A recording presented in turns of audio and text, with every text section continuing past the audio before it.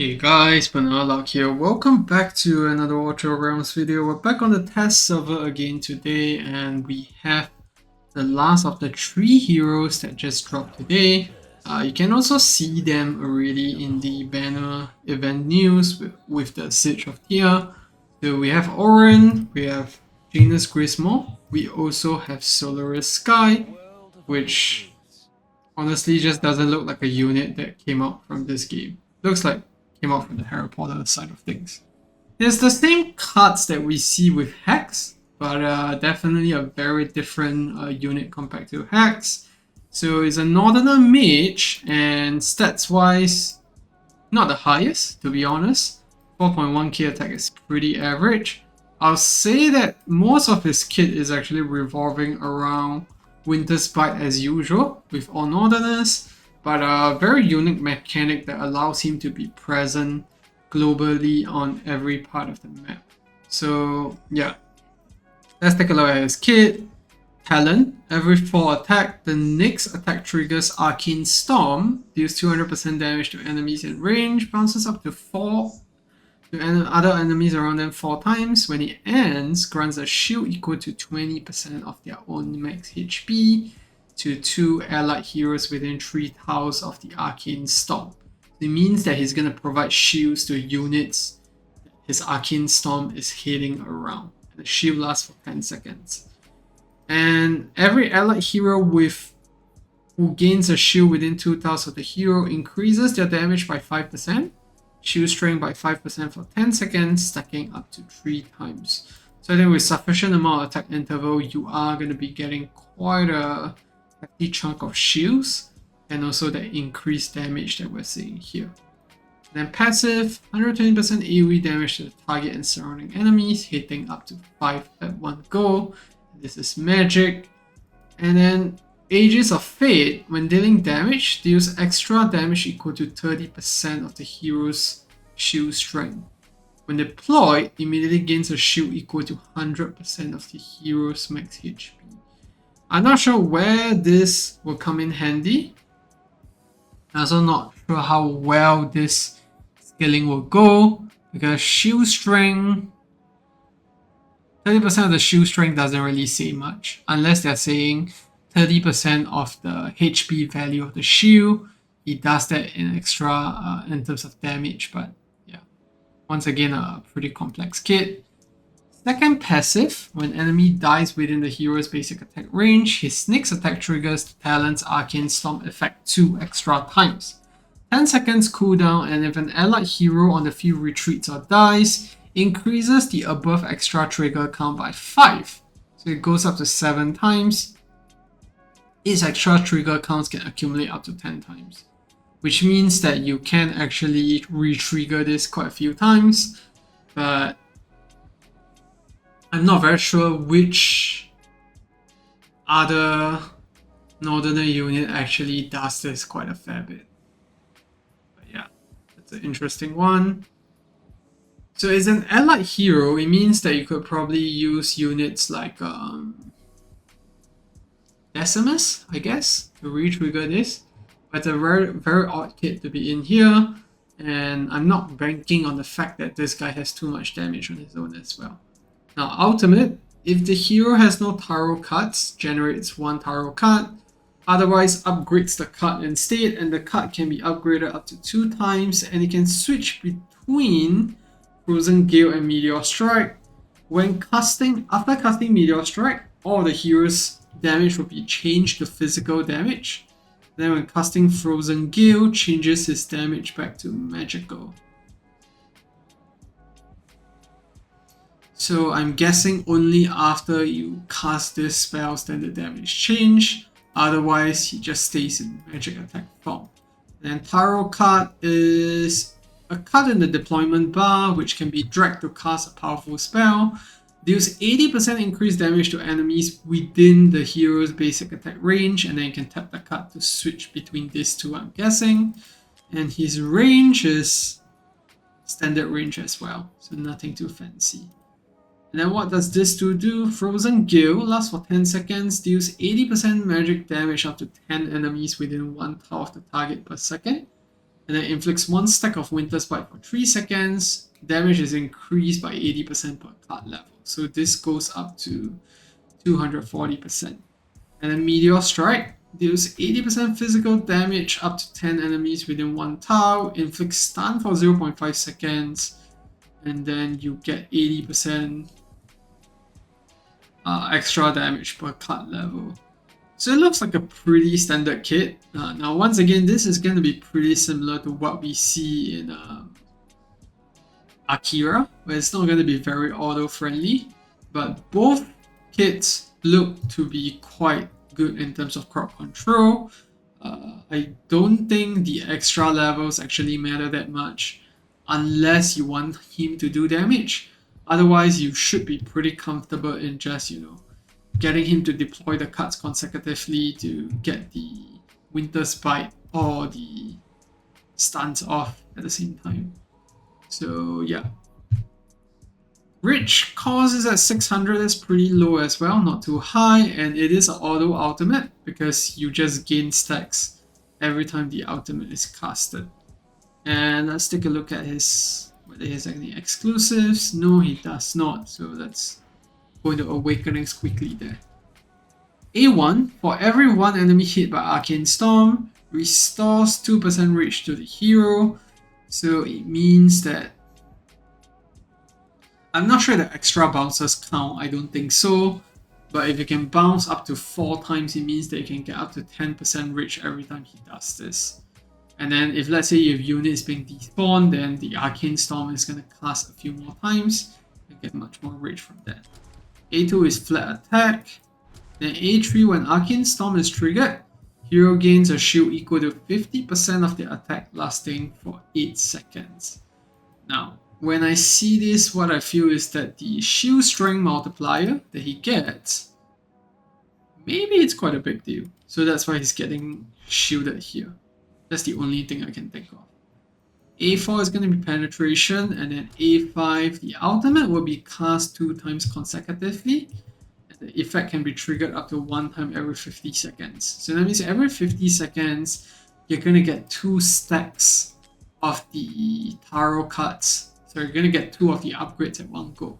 So you could potentially just get like a max stack card and just, 2 ultimates instead of 3. So kind of similar to what we see, in Azeroth. Now, Solaris is definitely a much more unique hero than what we're usually used to. Pretty complex as well, but I don't think it's as complex as Janus Grismore. I think where we're going to probably see him is in areas like Malrik's, where you just need a bit of control, a bit of Winter's Bite here and there. And I think the cool thing is that these Taro cards can be deployed anywhere. It looks like they can be deployed on platform, they can be deployed on the ground as well. So that's going to be a global range kit that, we don't see very often. So it might be interesting to see whether it works in arena, but I think given the low damage multipliers, I'm not too hopeful about it. So yeah, that's Solaris. We'll definitely do more testing and see where this guy can be useful, so let's move on to that. Alright, we're just going to run some quick tests for Solaris just to see the mechanics. So firstly, how the cards and all that work out, and how do we go about, dealing with all those things. So maybe we'll try the mage insignias. I think these ones have quite a big coverage in terms of many different units to need to account for. So we'll just put all the Northerners in and see what we're working with.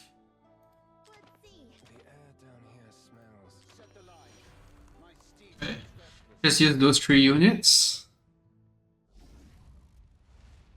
Yeah, we're just gonna put Solaris down here first. And once he gets his ultimate, that's where we get the card.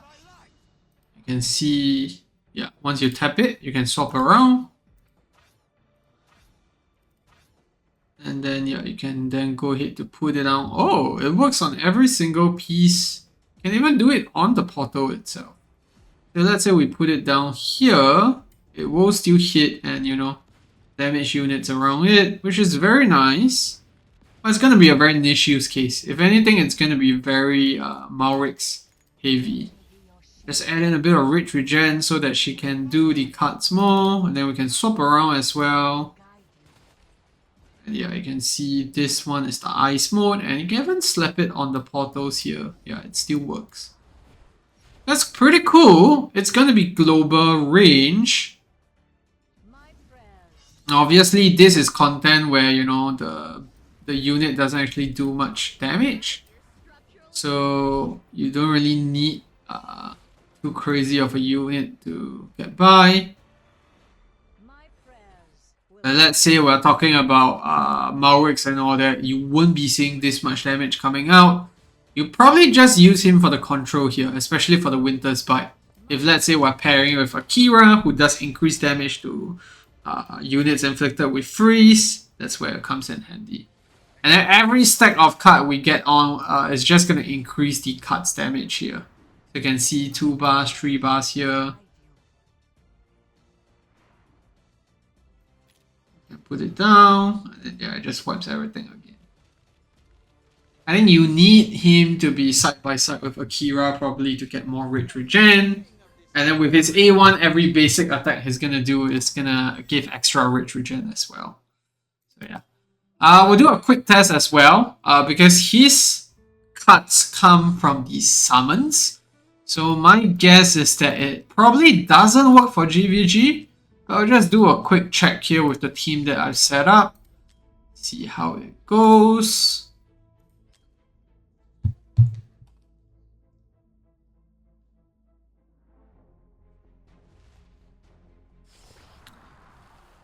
Alright, so Solaris is there. Just put down the slaughter.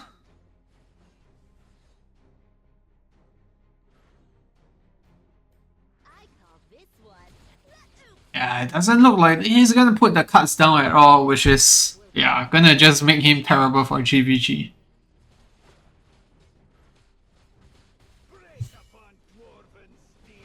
I'll let him do like 3 ultimates, see if that changes, but so far it doesn't look like he's gonna cast any of the cards at all. Kind of a bummer, but it's to be expected. And yeah, just not getting enough control here. We have units leaking out. Yeah, the moment he doesn't do anything here, he's gonna be useless for GVG. Because the whole idea of his kit is that we can actually, you know, get to use Winter's Bite and all on a global scale in terms of range. But if let's say for GVG it's the same issue as what Akira has here, then yeah. You can see we don't have units leaking through already. So yeah, quick test just to see how the mechanics work, but really cool that he can actually globally hit anything on the field. It makes me feel like, you know, it's like Talon where they were about to release Tactician. We have units that can be deployed on both ground and platform. And then with this unit, you know, you can have like this global artillery, but sadly his stats are not the greatest. He's in Northern faction, so we're going to be seeing it used more for the Winter's Bite than anything, which is unfortunate, but it is what it is. I mean, you could potentially pair it with Janus Grismore and, you know, get burning on like targets around the battlefield and then get dispels all over the map, but I don't know. Doesn't sound that impressive when I mention it like this.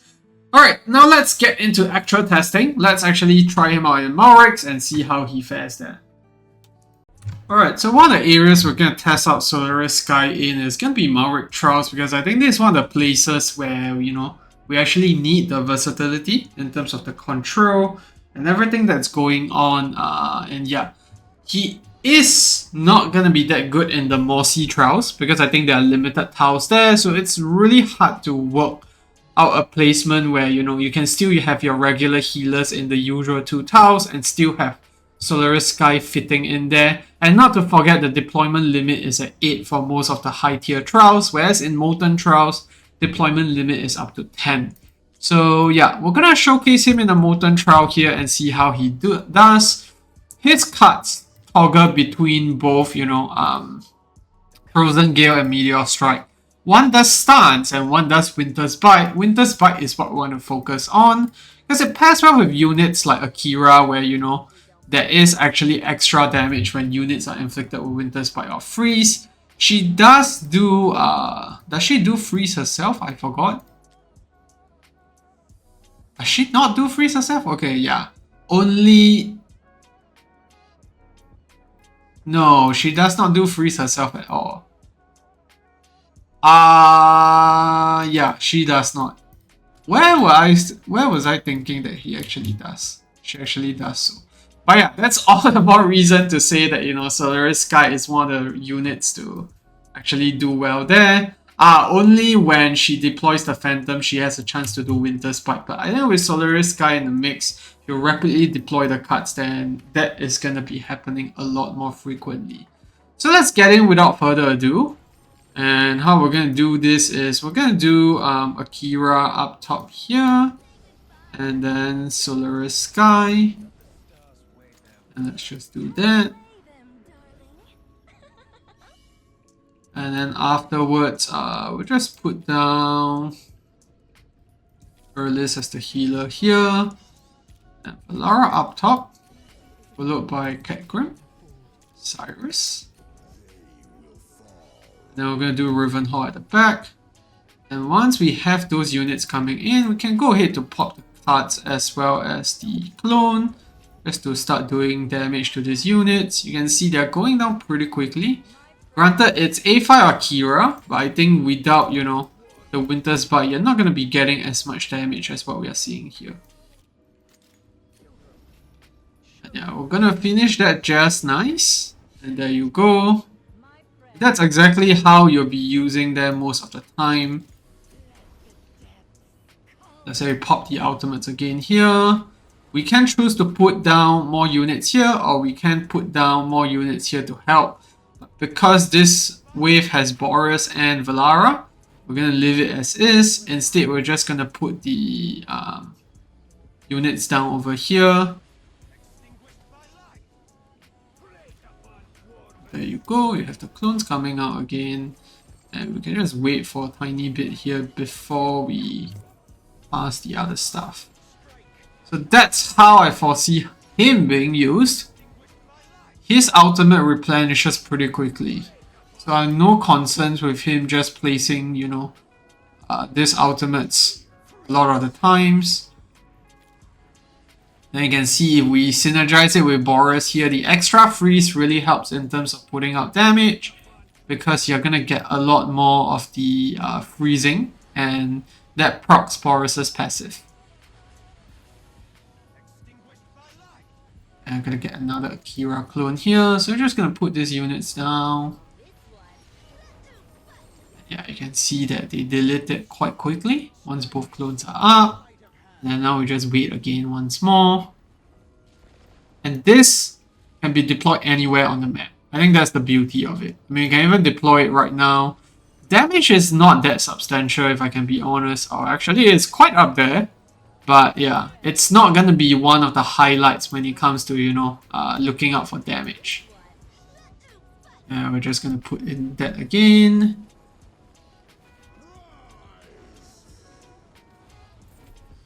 Kira is doing most of the damage here because you also have to bear in mind that what do you call that? You also have to bear in mind that Akira is dealing with beholders with 200% HP. So that's why the damage is looking a lot higher. Slightly inflated if you ask me, but that's fine. And now we're on to the second last wave already. Almost done there. Have another set of these units coming in. This is where we can proc the ultimate again. You see Solaris' guy just proc his ultimate. So now we can use it twice on both areas at the same time. I prefer not to stack up the cards. Just from the fact that you don't really, need to stack them up to do more damage. I think the control that it offers is more beneficial. Yeah, I'm gonna be taking that down shortly. Wow, these guys are really tanky in the last bits. Yeah, you can see that's where the freeze comes in handy.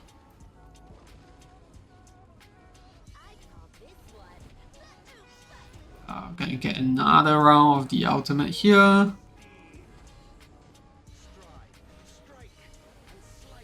Not ideal, we had some licks there. I think the timing could be paired better as well, but yeah, there you go. So Solaris Skyre is really more of a supporting character if you ask me. Not gonna be something that's very much essential at the moment, but he is paired with Janus Grismore, which is a pretty solid unit. So yeah, that's something that you definitely want to consider when you're thinking whether or not to go for them.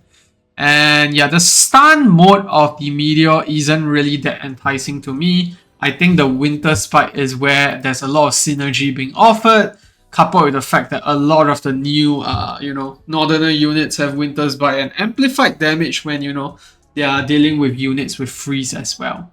So yeah, that's Solaris Skyre. I'm not gonna feature the Molten Trials because in my opinion, with that limited, placement tiles, we're not gonna waste one on Solaris Skyre, and yeah, the limited deployment also makes it even tougher. So yeah, that's it for the trials. Now let's move on to conclude the video. Alright, so that's the video for Solaris Skyre. Not the most detailed one, I have to admit, because I honestly struggled to find places where we'll use him outside of Malrik's, but I do think that the versatility allows him that allows him to, drop the cards on any part of the map that has a lot of potential. But as of this very moment, it just seems like Malrik's is the only place where, we really need the Winter Spike or the stuns to come in handy. He does decent damage, but it's nothing special. And I mean, you can see from the damage charts that we showed in the Malrik stats, his base damage is just not too high, so there's nothing much that we can do there. But if let's say you pair it with Akira and all sorts of other units, then that's where he does a lot better. And you can also see that the Arcane Storm, a lot of these kits of his plays around with the shields and everything. So I think every little bit counts when you're looking at Northerner teams where you have Akira, where granting shielded units extra rage regen. I think that's where they all pair well together. But as of this moment, there's no one particular niche area that you really need to go after for. I would say that even just getting the base copy of him is more than sufficient. If it was down to my decision, I think Janus Grismore is the unit that I would really want to go after. So yeah, that's gonna be it for the video. Thanks for tuning in. I hope you found it helpful. If you did enjoy it, leave a like or subscribe to the channel. If you have any more questions or areas that you think we can, test out Solaris Skyre in, please let me know down in the comment section below. I will do just that. And yeah, see you in the next one. Goodbye.